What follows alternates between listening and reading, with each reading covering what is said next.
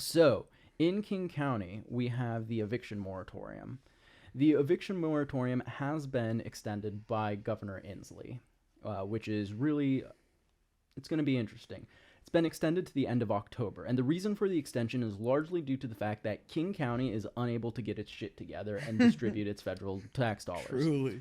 The Seattle Times reports that King County has only spent approximately 24% of its $145 million federal money, while Snohomish and Pierce counties have spent about 2/3 of their rent relief. Earlier this month, landlords and tenants joined in a once-in-a-lifetime coalition to urge the Seattle executive Dow Constantine to make immediate changes to the distribution program and speed up the process. You know you done fucked up when you have landlords and tenants being like, we don't like each other, but we jointly hate you more than we hate each other right now. So get your shit together, Dow Constantine.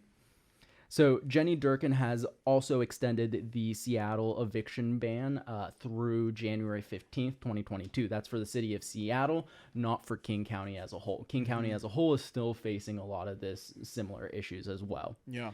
2 bills are slated to go before the Seattle City Council this week as well. Both of these bills have to do with housing. Last week there was a rent rally in Cal Anderson Park, headed up by Shama Sawant. As a result of this, she had already introduced a couple bills, but it was to promote these bills, both of which are going up before the Seattle City Council this coming week. So the first bill would require landlords to give 3 months' notice before raising the rent, and the second bill would require landlords to assist with moving costs in the case that their rent hike forces people to move, paying up to 3 months' worth of rent. Seattle is facing a housing crisis. Even before the COVID-19 pandemic, Seattle was deep in a housing crisis and unable to house its population due to the rapidly rising costs of housing. This has disproportionately impacted people of color, by the way. 47% of black renters surveyed by the census last month are behind, as compared to 6% of their white counterparts. Again, that is 47% of black renters surveyed are behind, as opposed to 6% of white renters. Both these bills have landlords absolutely livid. There are many small-time landlords that are saying they are being completely driven out of the market, and there are legitimate concerns over small landlords being able to afford 3 months worth of their own rent to help tenants move, especially when the people only have 1 or 2 properties. One landlord did complain on record, quote, "The guy who does the landscaping doesn't give me 180 days notice that he's going to increase his costs. The plumber doesn't tell me 180 days in advance that he's going to increase what he charges." End quote. So Dane, that was a lot of information. Let's start off with that last quote, because I know you really want to. Well, it's just, you're right. The landscaper doesn't have to do that. You're right. The plumber doesn't have to do that. They are providing a service. They are providing labor. It's this thing that normal people do when they want to earn money. They provide a labor service. So because you, as a landlord, aren't fucking doing that, and the only 2 reasons that you could want to raise rent is because either the cost of keeping the property is raised, or you're a greedy piece of shit. Both of those, you'll have plenty of time to let the tenant know. The person who is very clearly and obviously in a much different financial situation than you and needs that time to prepare themselves for either leaving or being able to accommodate the increase in price. So what is that difference between what a landlord provides, or what a landlord provides, and the services that a laborer provides? Well, like I said, the laborer provides service, a physical service, and the landlord oftentimes, it's something they are able to accommodate based on their financial situation. Okay, so it's not necessarily a service. Now, your landlord could also be your handyman. Like in your lease, he is required to keep up the property, and therefore if he is providing services within that, but if he's bitching about the plumber coming and the landscaper coming, he's obviously not doing that. Mm-hmm. So, like, as a landlord, you get the bill from the plumber. You have plenty of time to be like, oh, plumbing is costing more. I'm going to need to raise the rent. The difference is like it's a financial service as opposed to a physical service, and it's oftentimes either inherited or a consequence of an inheritance. Not to mention the fact that the reality of the situation is that those workers, the plumber and the landscaper, yeah, they worked out a contract with the landlord to have these services. So they had negotiating power with the landlord. Where the landlord and tenant relationship, that is just not the case. There is no negotiating power. So in that relationship, the landlord has all the power, and so that power comes with responsibility. We learned this in Spider-Man. We learned this from a very young age. Okay.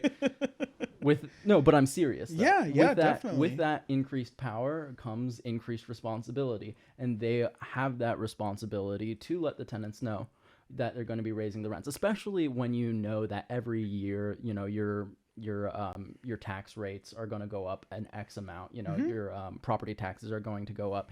You know that well ahead of time. You know what the past trends have been as far as market, as far as the housing market. If your big concern is, oh well, I'm not going to know what the housing market is doing right at that day, 6 months out, then your concern is about maximizing the profits you can make from that, and not about actually providing the housing, which is your job as a landlord. Yeah.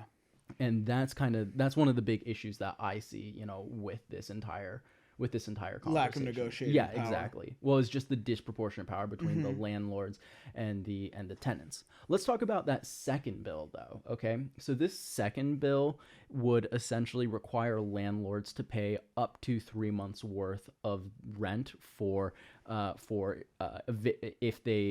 what is called financial eviction, which is essentially when you raise the price. What happened to us in Mukilteo? When you raise the price so much in 1 year that the tenants are no longer able to afford it and forced to move out. So when that situation happens, the landlord is required to pay 3 months worth of rent. A big conglomerate can afford this, a big rental conglomerate. But say somebody like, our parent, like one of our parents, for example, was able to save enough money to get a second property and just rent that out and just use that to pay for that. That actually could be a big problem. Absolutely. I think about the situation that I'm in, and the situation I've been in previous times where I'm either in a place that's me and a group of people are renting, or I'm in a room that I'm renting from a landlord. And like, I've had those situations where we've written rental contracts and everything. Like, I have a lease, and therefore that, like, if I had to move out of that place, like, this 60-year-old lady would have to pay me 3 months rent. Yeah, exactly. Yeah, it's definitely an idea that kind of at a glance seems like a good idea for the renters. It's like, oh yeah, this will benefit them and make it easier and whatever. But it's going to put a lot of people in the dirt. It's going to put a lot of those small time landlords in the dirt, like where I'm living now. I would never ever, if I moved out of here, or if he had to raise the rent to a level that I couldn't make, I would never ever be like, okay, well, I'm going to invoke this right that I have to collect 3 months of rent off of you. Yeah. And I think that partially is the problem, because it'd be the government saying you have to do this, and then the landlord would pay the government, and then the government would pay the tenant, which also seems like a really inefficient way. Yeah, it would also take forever for that money to get to the tenant. Yeah, it would. Yeah, take probably more than 3 months. Yeah, at the time that the government would finally get you that money, I'm sorry, but it wouldn't be effective in the way that this bill proposes it be effective. And the long-term impact of this is you put out a bunch of these small-time landlords, which have the potential to be very, very shitty. We know that, because there's a lot less oversight for these small-time landlords, that they can be really, really shitty with very few consequences. I want to fully acknowledge that. The other direction is also very true, that a small time landlord is going to be more willing to hear out your situation, to give you a good rate, to do all these things because they aren't part of a corporate system. Yeah, well, it comes down to, in the system that we exist in right now, there are more good small time landlords than there are good real estate conglomerates. Exactly. I thought you were gonna go somewhere else with that, but yes, I agree.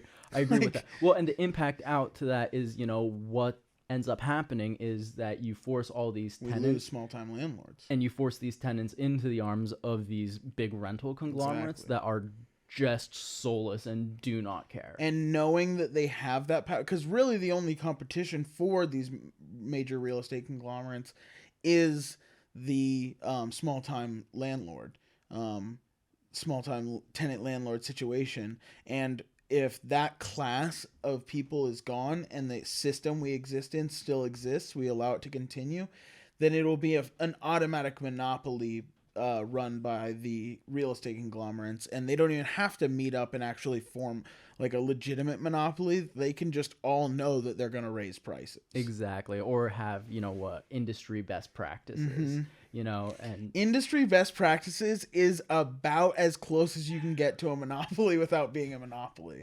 Yeah, exactly. So it's ultimately kind of a really, really tenuous situation, especially because this program of having to pay that 3 months rent Yeah. is actually already partially in effect, but only for low income people. And I like that. But at the same time, I can see a world in which some hoity-toity Amazon tech bro, Yeah. moves out from an apartment or something, and it's like, oh well, I'm gonna invoke this right, Yeah. So I have $1,500 for a vacation. Yeah, exactly, or whatever. And so I can see that becoming a real issue. It just really depends on how they implement this. But yeah, it's a good idea, like we said. Yeah, at a glance, like if you're just like scrolling through like the new things that are being introduced, it's like, oh, landlords have to pay tenants 3 months rent when they hike the price too high to leave. That looks cool. But the minute you start to look into it, you realize just how dangerous it is to the renter. Yeah, the question is, do you want to be exploited by somebody that you can talk to, or do you want to be exploited by a faceless conglomerate? Exactly. And I'd rather try to work with somebody that I could talk to personally. Yeah, well, even in the case of a bad small-time landlord, you're much more likely to be able to get justice out of a situation like that, because it's a lot easier to take a small-time landlord to small claims court than it is to take a like real estate conglomerate to like some kind of small claims court or a lawsuit. Imagine some corpo lawyer rolling up to your small claims court.